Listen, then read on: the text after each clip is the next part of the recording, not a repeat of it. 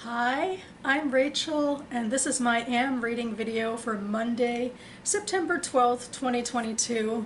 It's definitely going up on a Tuesday, but hey, my channel, I'll make the rules. Another one of the rules I think I'll try to make right now is that in fact it is very late and I should get to bed quickly, so I really hope I can be short and sweet with this reading update. So without any further ado, I guess I'll get right into it, starting with my usual, which is to talk about the next short story in this collection of short stories by Dorothy Parker, which I have been reading from since last May, one short story per Am Reading video. And this week I am reading Lolita, which she published in 1955, which is very curious when you think of the famous novel that was also published at that time. And in fact, I did just a little bit of digging, and I saw that this doesn't seem to be quite the coincidence. There is a bit of a juicy story or gossip behind this one about Parker finding out about this novel and maybe trying to take the piss a little bit out of Nabokov. So anyway, I'll link to that down below. It's also interesting to read about because it talks about where Parker is in her career at this time. In 1955, she's nearing the end of her career, and it seems pretty sad, like a bunch of things had failed in love and, and her professional life by this point, and she might be trying to remake herself and writing stories on the side to kind of keep herself going. But we're nearing the end, I think. But anyway, this story, much like the novel, is similarly anyway, is about a strange sort of relationship between a woman, her daughter, and a man who sort of comes into the family, but it's far less thorough and I guess even salacious than the novel. It's just that we are told this story from the perspective of Mrs. Ewing, who is aging, a middle-aged woman who is quite beautiful, in fact, but the 30-year-old man who comes into the picture is taken with her daughter, who is described pretty much as homely and without much to recommend her even as she continues to grow up. But they have this quiet little courtship, which barely seems like a courtship at all, and then Lolita leaves, and it seems like, Mrs. Ewing is kind of pining for her and the life they had, even though she continues to have a little bit of a life without her daughter. But I don't know, it's interesting, I guess, the perspective of the older character matches Dorothy Parker's age as well, but the actual relationship between Lolita and her paramour is not quite the center story here, so there we have it. The first and so far only book I have finished thus far in September is The Best of All Possible Worlds by Karen Lord. This was a top of the Goodreads TBR pick for me. I have this resolution that I'm trying to be picking at the top of my Goodreads, the books that have been there a few years. And this one is also a science fiction book, which is exciting, well, because September is Sci-Fi September for some of us, or at the very least I wanted to read at least one science fiction book, and I have some more fantastical books that I'm hoping to get to later in the month. But anyway, this is a book that takes place on a distant planet, I think sometime in the future, because it involves humanoid species, and the Terrans are in the mix, and obviously we, don't have that spacefaring and alien encountering ability yet. But anyway, it takes place on this planet called Cygnus Beta. And it is a very cerebral novel in a way. It's very philosophical. It's about this one humanoid race, the Sidiri.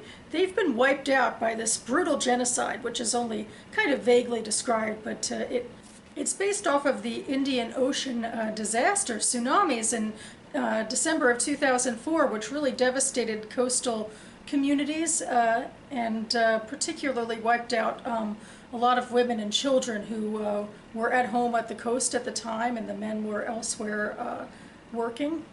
So it's a sad little inspiration, as it were, for the Sadiri who, in this genocide, it's mostly men who survived and women and children who were mostly wiped out.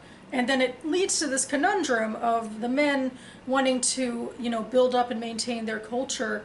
So they want to find wives and procreate again, and they particularly want to find other humanoids who have some Sadiri genetics, because there seems to be by this point a lot of mixing between the humanoid populations elsewhere, particularly on Cygnus Beta, which is a bit of a refugee planet. I mean, it seems to be like partially about homesteaders and other people like in the government live in a city, and then just all throughout the planet there's just these communities of refugees.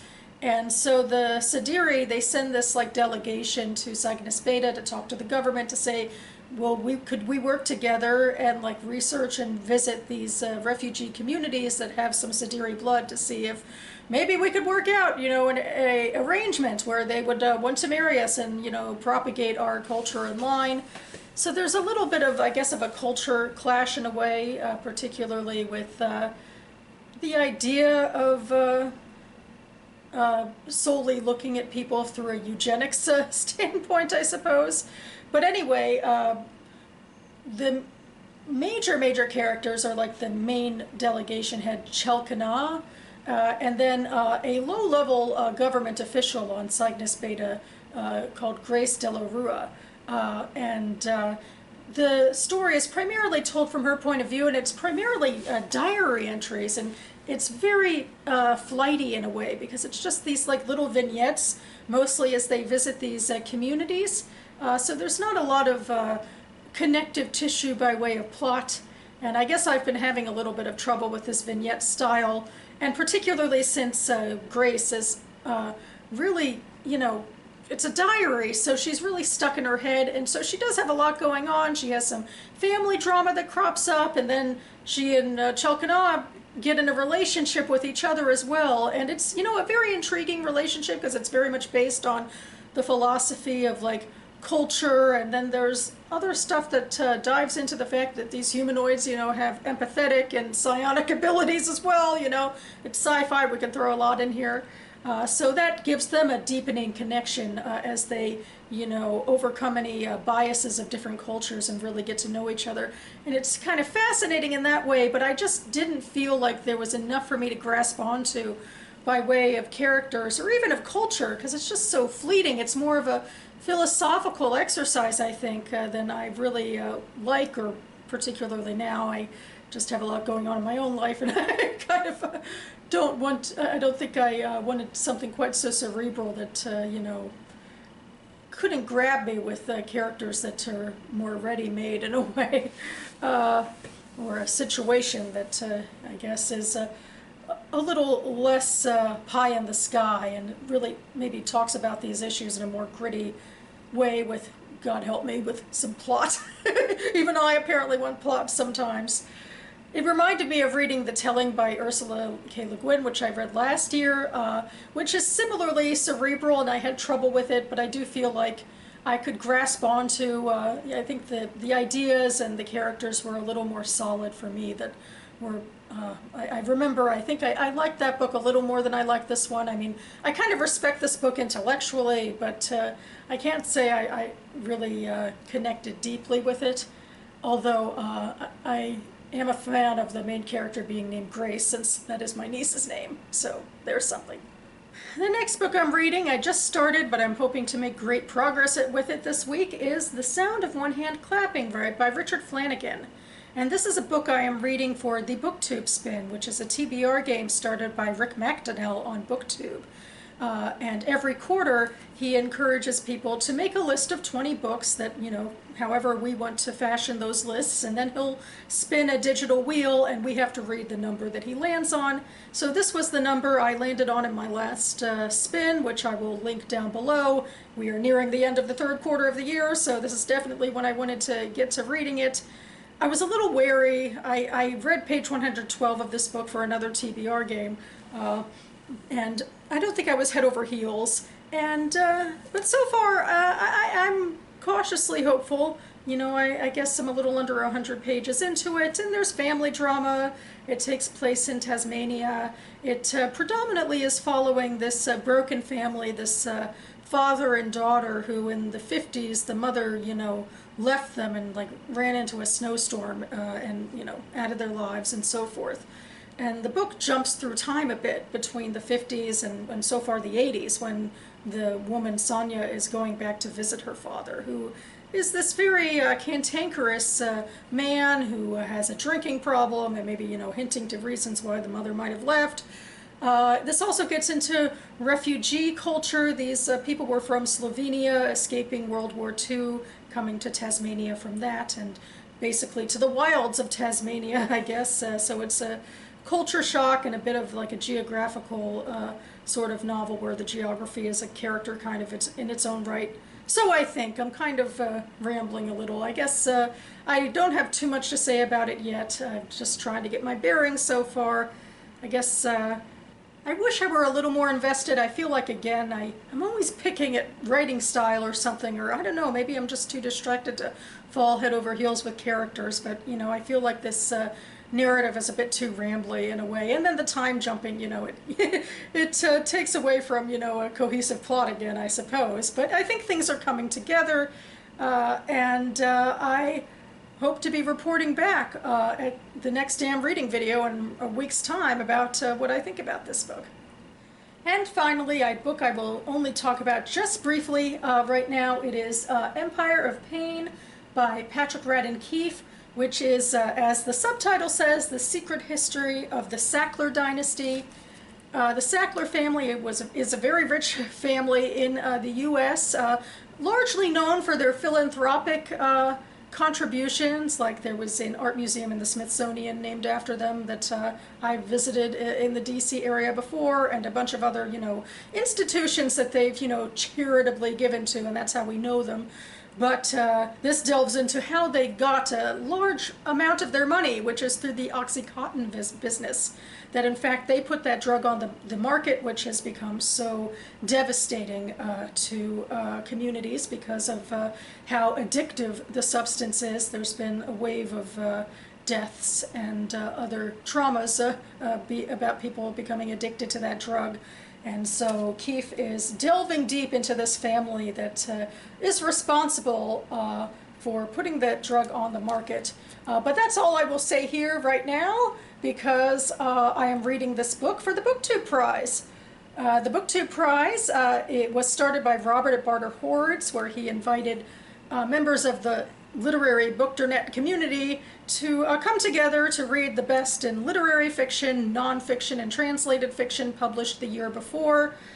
We are in the final round right now. We started with 48 books per division. Now we're 6 books per division, and this, of course, is from the nonfiction division, which I was selected to read from for the final round. Robert will be announcing the winners in early October, but before then, as I read and assess these books, I'm zipping my lips, as we judges have been asked to do, basically to come to our own conclusions and not influence each other or anything like that. But I will, of course, be telling my thoughts about my ballot of 6 in October. But in the meantime, if you'd like to know more about the BookTube Prize, I have a link down below. And also, I did do a TBR video for my ballot of, preliminary thoughts before I started reading. So you can also see that down below. So there we have it. That about covers it for me. Now it feels like a very slow beginning to September. A little anxious about it. I have a lot more in the wings I hope to get to, but I'm also hoping not to take this too seriously, because first of all, I worry that this anxiety might affect my reading negatively and that I might not enjoy books as much as I would otherwise, and I don't want that. And I also do have a lot going on in my personal life. Well, one big thing is my cat is in hospice. She has a dire cancer prognosis, and so that's the major emotional thing I'm dealing with right now, trying to make sure she lives out the rest of her life comfortably. And in fact, in the morning, I have a visit with her nurse, a virtual visit, because I'm very lucky I elected to do this hospice program with the local emergency hospital. And it's just been so great to have support and of course access to medicine and all of that through this time. So there's that. But expect to see me on this channel in the imminent future for my page 112 tag, which I mentioned briefly earlier. It is the second of the TBR games I play. This one I play monthly, where I randomly pick 3 books off of my physically unread bookshelves and read page 112 with you and discuss the merits of the page, and then add one of them to my TBR for the month. So that will be the final book that I'm adding to my TBR this month. And in fact, I've already filmed this video because I really love doing this video. It's so exciting to me, the spontaneity of it all. So anyway, I just have to go ahead and edit it and put it together, and stay tuned for that. In the meantime, thanks so much for watching, everyone, and I'll see you next time.